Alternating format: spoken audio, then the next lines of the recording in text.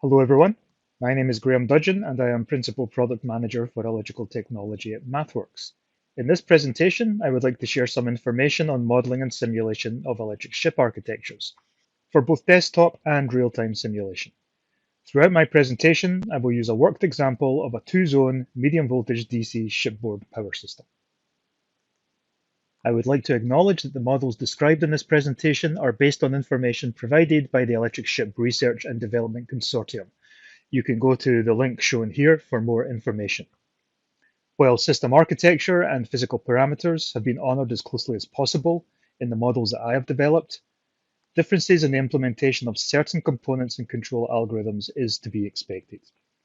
As a result, simulation results in this presentation should be regarded as being representative rather than providing an exact engineering match. I'll begin by discussing the relationship between model fidelity and technology readiness. This will help set some context on the choices we make for model fidelity in relation to where we are in a technology development cycle. Next, I will introduce the Simscape local solver, how it is used and how it relates to the Simulink global solver. I will then give an overview of how we can use different sample times for different portions of a multi-domain physical system model. This is particularly important when considering real-time simulation. I will then discuss the two-zone medium voltage DC shipboard power system in more detail. I have a number of variants that I will discuss, ranging from a DC equivalent system to a system that incorporates thermal response with active cooling on the propulsion motor. I will end with a summary. In this section, I will discuss the relationship between model fidelity and technology readiness. The Technology Readiness Level Scale, or TRL scale, was originally developed by NASA and quantifies the maturity of a given technology at a given stage of development.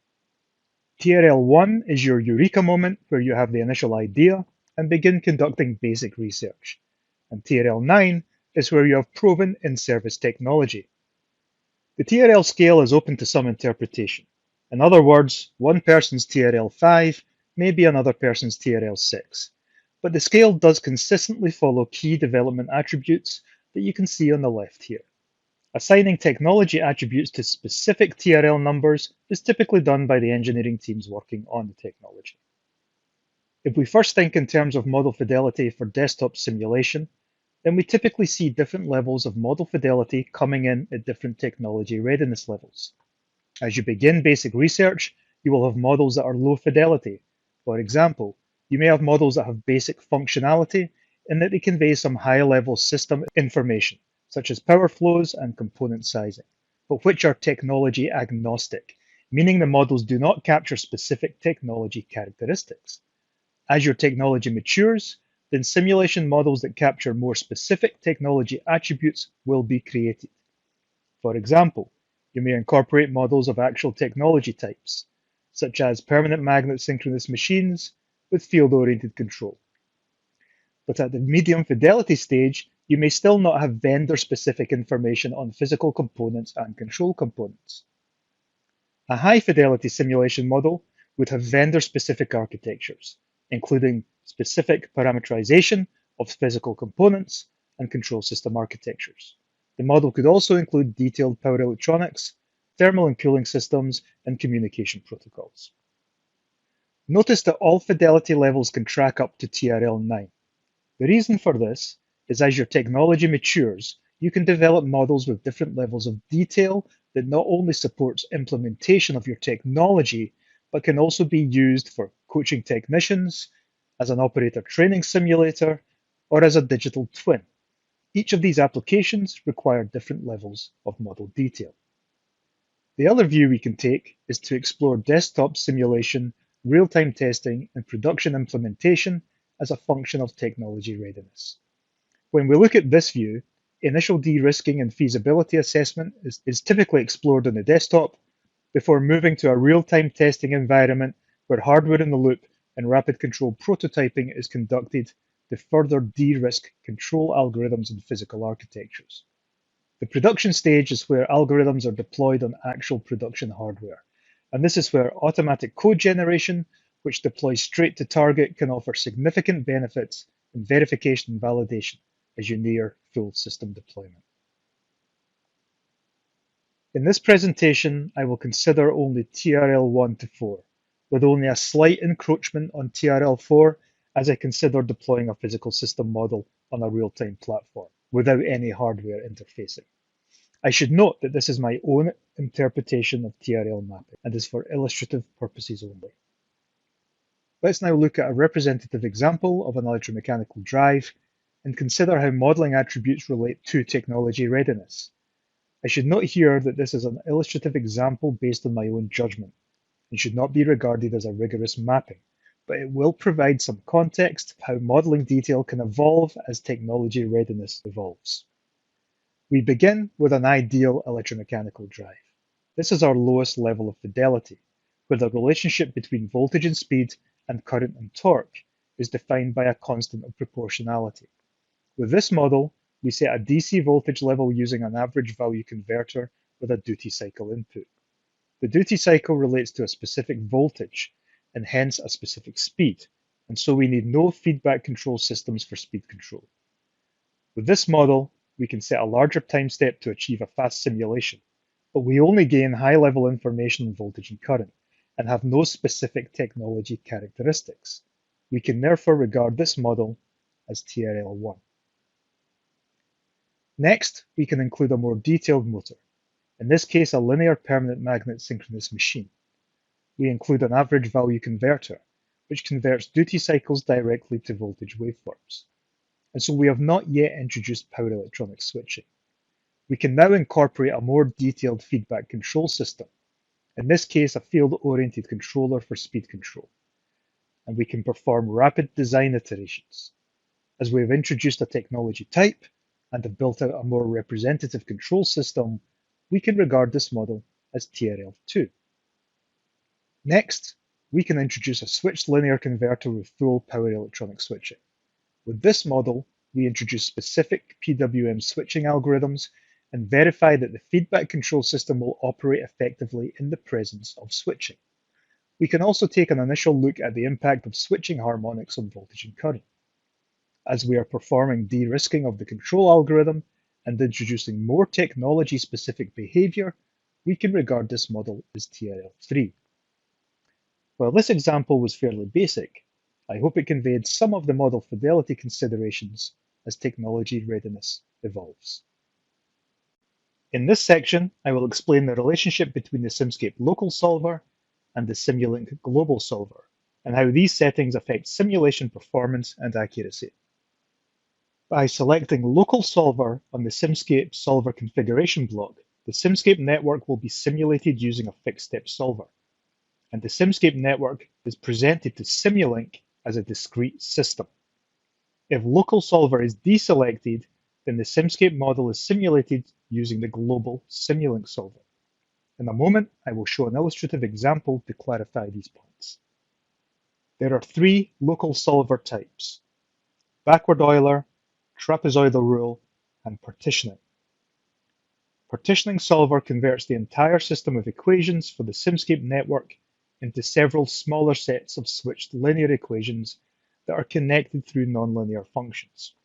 This can lead to faster simulations for certain networks. It's important to note that not all networks can be simulated using partitioning solver. For example, highly nonlinear systems and/or stiff systems may require some adjustment before partitioning solver could be used. Instead of me talking about solver selection, I should show you in action. So let me bring up an example model. In this model, I have a simple DC circuit with an ideal switch, feeding a resistive load. The switch is controlled through pulse width modulation with a carrier frequency of 5 kHz and a modulation wave of 60 Hz. There are two versions of the circuit. The circuit on the left uses the Simulink global solver. So what I mean by that, I will open the model configuration parameters, go to solver, and we're set right now for variable step discrete. This means that the Simscape model on the left will update using the variable step discrete solver, which despite the name is a continuous solver as it can detect zero crossings or discontinuities. The circuit on the right uses the Simscape local solver. So we see here on the solver configuration, I have used local solver selected. and I'm using the partitioning solver in this case. Let me just bring up the solver configuration for the left side model. See, I do not have local solver selected. Therefore, it's using the Simulink global solver. So the Simscape model on the right is updated using the partitioning solver, and the Simscape model is presented to Simulink as a discrete system. Notice that the voltage measurement is highlighted D1 on the local solver circuit, meaning it's discrete. And notice on the left that the measurement is highlighted as CONT, continuous.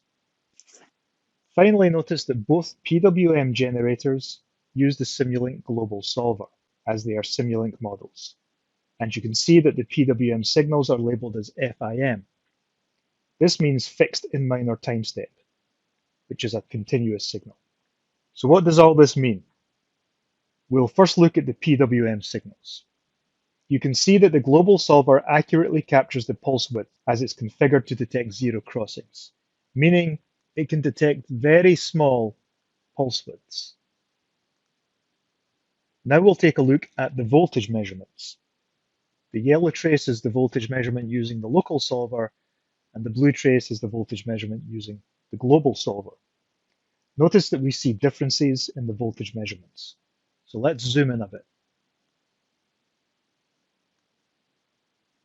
You can see that while the voltage response using the global solver accurately captures pulse width, the voltage response using the local solver cannot capture a pulse width smaller than the defined sample time, which in this case is 50 microseconds.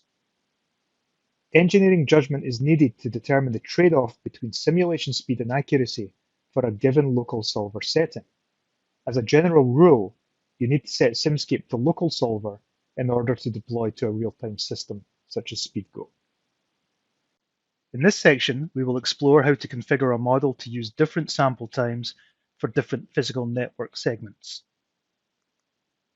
The premise is this. When we are constructing a physical system model that incorporates different physical domains, we recognize that a single sample time across the entire network may not be optimal for efficient execution. For example, if we have an electrothermal system with one sample time, we must set that sample time to accurately capture the fastest dynamics, which would relate to the electrical system in this case. Thermal time constants are typically much slower than electrical time constants, and so we would be oversampling the thermal portions of the model, leading to slower simulation speeds. However, by splitting the electrical and thermal systems and connecting them via Simulink signals, we can assign separate and more appropriate sample times to each model segment. The example shown here shows one way in which to split a physical system using thermal ports for illustration. You can see that we are transferring both heat flow and temperature across the boundary in order to balance energy flow. We can set different sample times in the solver configuration blocks, and the physical information between the two networks is managed by rate transition blocks. You see here in this particular example, the left side is sampling at D3 and the right side is sampling at D1. For this example, it's not important which is faster than the other. The point is that we can manage the exchange of information using the rate transition blocks. I will show more detail of this when we explore the two-zone medium voltage DC shipboard power system with the thermal motor model. In this section, we will discuss a DC equivalent system model of the two-zone medium voltage DC shipboard power system. What you can see here is the Simscape model of the two-zone medium voltage DC system. For those of you familiar with this system, you will notice that it closely resembles the system diagram in the ESRDC publication. What I have also done here is configured the switchboard breakers to be color-coded depending on their status, red for closed and green for open. In this way, we can quickly see the configuration of the system. The power generation modules PGM1 and PGM2 are modeled as DC sources under voltage droop, and the propulsion motor module PMM is modeled as a single controlled current source. Here we see a representation of voltage droop, which is used to control power sharing between the two power generation modules. You could also use power droop to achieve the same power sharing response. Let me open the model so we can take a look at the system and simulate it. Let me first look under the propulsion motor module. You can see that I have a controlled current source, and I assume an ideal power ramp based on 12 kilovolts. Let me open the power reference. You can see that I am ramping power up to 40 megawatts. I'll now run the simulation.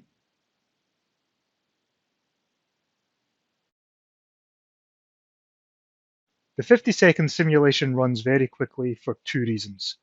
One, I can set the sample time to be large. In this case, I am using 5 milliseconds, although I could go larger if needed. Two, I am using the partitioning solver, which is the fastest local solver. So if I just go into PGM2, this is where I have my solver configuration. And you can see I'm set up for partitioning with one nonlinear iteration. This is the fastest solver configuration we have. I'll open the simulation data inspector now. We can look at the power output of the two generation modules. Notice that the power from PGM2, which is the light blue color here, provides twice as much power as generator 1. This is because I have set the droop of PGM2 to be half that of PGM1. So from a functional perspective, I am seeing the power sharing response that I expect. Let's now quickly set the droops to be the same so I can show that both generators provide equal power. So let me just close down the simulation data inspector. I'll just double click here. We're set at 2.5% droop here with an appropriate scaling factor. I'm going to set this to 5% to match PGM1. And then we'll just run this again.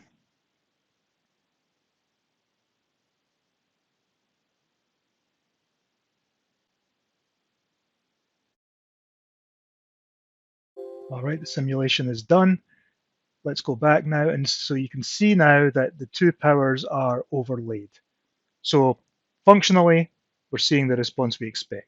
So by implementing a DC equivalent model, we are able to run very rapid simulations to test functional response.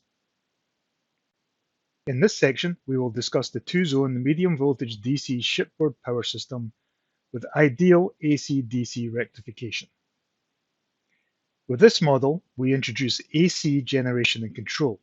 Each generator consists of a salient pole synchronous machine, a GAST gas turbine, and an AC1A exciter. For this model, I created an ideal AC-DC rectifier with three objectives in mind. First, I wanted to hold DC voltage at 12 kilovolts, with only the voltage droop affecting voltage set point. Second, I want the power factor at the AC terminals of the power converter to be unity. Third, I want ideal rectification, meaning no switching harmonics. As a side note, I did not create the ideal converter with fault studies in mind. Its purpose is to evaluate the functional response of the system and ensure that the power flow between the AC and DC systems is captured appropriately during normal operation. In order to conduct fault studies with this model, I would need to make some adjustments to correctly capture fault behavior. We'll see in the next section, where we consider Thyristor rectification, that we can readily evaluate fault response as the Thyristor models are configured for such studies. Unlike the DC equivalent model, where the propulsion motor module is a controlled current source, I have modeled the PMM as a permanent magnet synchronous machine with field-oriented control. I'd done this to add more fidelity to the overall system, and also so I could evaluate a broader range of operational response. In particular, I wanted to simulate a stylized full-ahead crash stop. So let me bring the model up and simulate it. I'll then go back to the slides to give more detail on the full-ahead crash stop profile. So here is the model. All I'm going to do right now is run the simulation. And while that's setting up and running, I'm now going to go back to the slides. We'll take a look at the simulation results in a moment.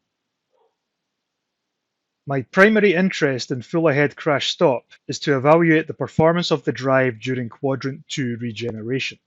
For the purposes of this example, I created a stylized piecewise linear torque speed curve, where you can see an incursion into quadrant 2 during the crash stop maneuver. The other thing I'd done was dramatically condense the time period of the maneuver, so we could see the response in a reasonable time. As you can see in this slide, we expect to see regenerated power during the quadrant 2 incursion. So let's go back to the simulation model. I just heard it finish. And we'll take a look at the simulation data inspector for more detail. So here is the power, where we see negative power between around 18 and 20 seconds. We'll now select shaft speed. And you can see between 18 and 20 seconds, we are still at positive rotation, but then crossing to reverse rotation after that. This is what we expect to see for the torque speed profile I'm using. So we confirm that the propulsion motor module response is functionally correct for this scenario. Looking at the response of power generation module 1, we see that we have zero reactive power, hence a power factor of unity, and that the AC and DC power are overlaid. This confirms the operation of the ideal AC-DC rectifier. Also note that we are getting a bit light on the power output during the regeneration period of the full ahead crash stop.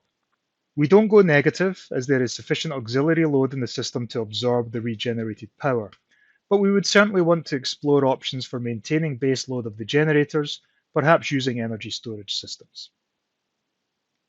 Looking at phase A current from power generation module 1, we see that the demand looks appropriate and that we have no harmonics as we expect.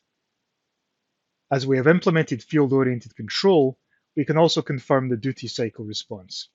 In particular, we verify that we are seeing the double hump on the duty cycles that we expect to see when using space vector modulation. What we are looking at here is the task execution time for the model, and we can see there are two rates. The base rate is 25 microseconds. That is what we are simulating the electrical system at. From this, what we can see here, the task execution time is round about 10 microseconds, so we have plenty of overhead on the electrical response. Subrate 1, which is 0.2 milliseconds, that's for the control systems. So while this model is deployment only of the physical system model, we can see that when the time is right to move to hardware in the loop testing, where we are connecting physical hardware and have appropriate communication channels set up, we have sufficient overhead with which to work with. In this section, we will discuss the two-zone medium voltage DC shipboard power system with Thyristor rectifiers. I've architected this model using model reference. What this means is that I created a separate model for the excitation systems and a separate model for the electrical system. There are several benefits to using model reference. First, we can have different engineering teams working on different sections of the system without the need to access the full system model. Second, the different sections can be evaluated in test harnesses, which provides a more efficient route to verifying the operation of the different components in a controlled test environment. Third, using Simulink Realtime and SpeedGoat, we can assign each model reference to a separate core for concurrent execution. And so this provides user-defined flexibility in the way that a model can be architected for real-time simulation across multiple cores. While model reference is important for concurrent execution for real-time, I should note that this particular model is for desktop simulation only, as it has a time step of 1 microsecond in order to have parity with the model described in the ESRDC documentation. Here is the AC1A model. Note that I defined different sample times for the control systems and the electrical systems, with the control systems running at a slower rate. We can highlight the different sample times in the model. Actually, let me bring up the model to show this more clearly. So we go to Debug, then Information Overlays. I've already got colors and text in play here. I can also select Legend. And so we see here we have two sample times in our model. D1, which is 1 microsecond relating to the electrical system, and D2 relating to the control systems, which is 0.2 milliseconds. If I then look at AC1A, we can see here that we use rate transition blocks to manage the transfer of data across the different sample times. So we have D1 to D2, D2 back to D1. Let me now open the electrical system. This model has Thyristor rectifiers and the AC system operates at 240 Hz. With this model, we'll run a fault scenario, with the fault being located just below the SADD breaker of the Zone 1 port side switchboard. The fault is applied at 0.2 seconds and its duration is 0.1 second. Let me now drill down into Power Generation Module 1. Note that because I'm running the simulation only for a short duration of time, that I'm holding the speed of the generator constant at 60 Hz mechanical. The generator has 4 pole pairs to give us 240 Hz electrical. For longer duration simulations where we expect to see an electromechanical dynamic response, we could easily add the gas turbine model to capture the appropriate dynamic response. Also note here we have the Thyristor converter, and we have the firing circuit here where we have DC voltage being controlled and the firing angle being adjusted appropriately to maintain 12 kilovolts. I'll now open the Simulation Data Inspector so we can take a look at some responses. First, we'll look at AC current on PGM2. I'll look at the 3 phases. I'll just zoom in on normal operation at the start. What we see is a clean 6-pulse response. And for those with keen eyes, we can also see firing angle activation. This response meets our expectations. If I just zoom back out, also note the increase in current when the fault is applied. Next, we'll take a look at current flowing through the Zone 1 port side switchboard. I'll just zoom in on the fault region.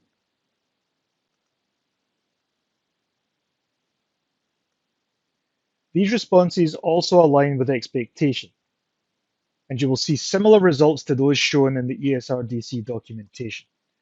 You won't see a perfect match because I've made some assumptions in the creation of my model, and so there will be some functional differences in the models, but overall the responses are comparable. In this section, we'll discuss the 2-zone medium voltage DC shipboard power system where we have implemented a thermal motor with active cooling.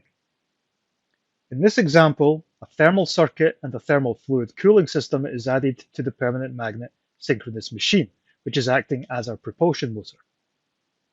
Let me just open up the model and we'll take a closer look at this.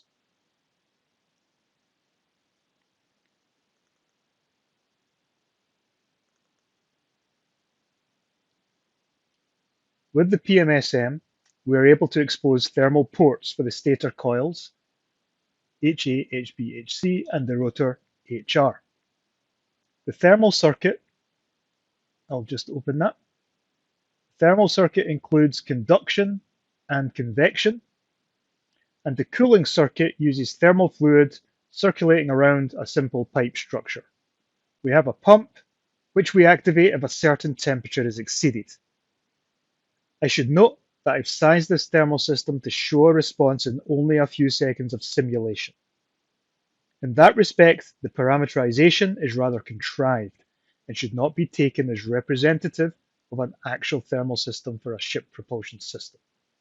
We can, however, use this model as a representative example of the modeling constructs that are used to simulate such a system.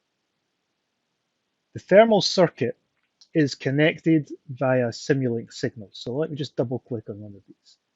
So we can see here that we are transferring energy across the Simulink boundary, transferring heat flow rate in one direction and temperature in the other direction. And you see here we have rate transition blocks. By doing this, we can set the sample time of the thermal system to be slower than that of the sample time of the electrical system. It makes sense to simulate the different physical networks at different sample times, as the thermal time constants are much larger than the electrical time constants. We'll also see in a moment how this modeling construct allows us to simulate this model in real time. But before we move on, let me just show you the solver configuration for the thermal system. I'm using backward Euler with one nonlinear iteration.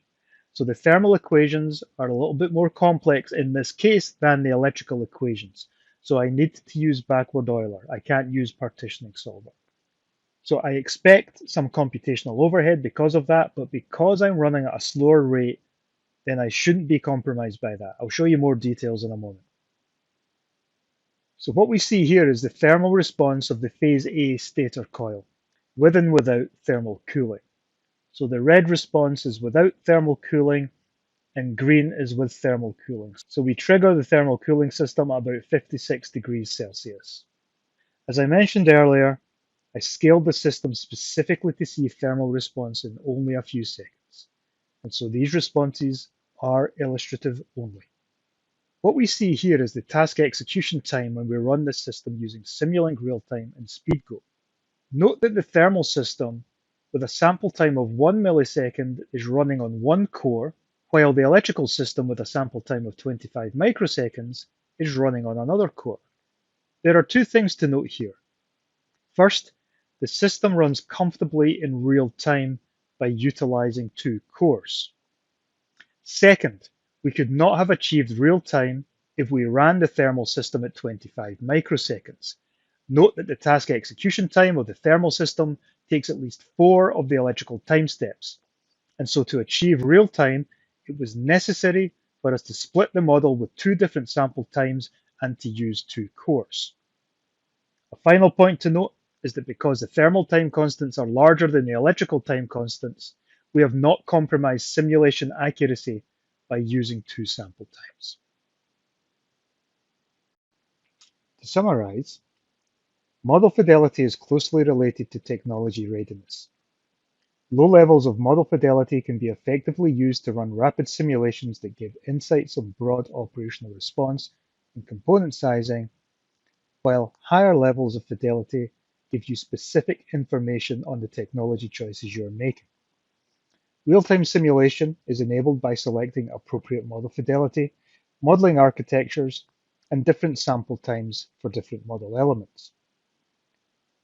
Finally, multi-domain simulation is of increasing importance.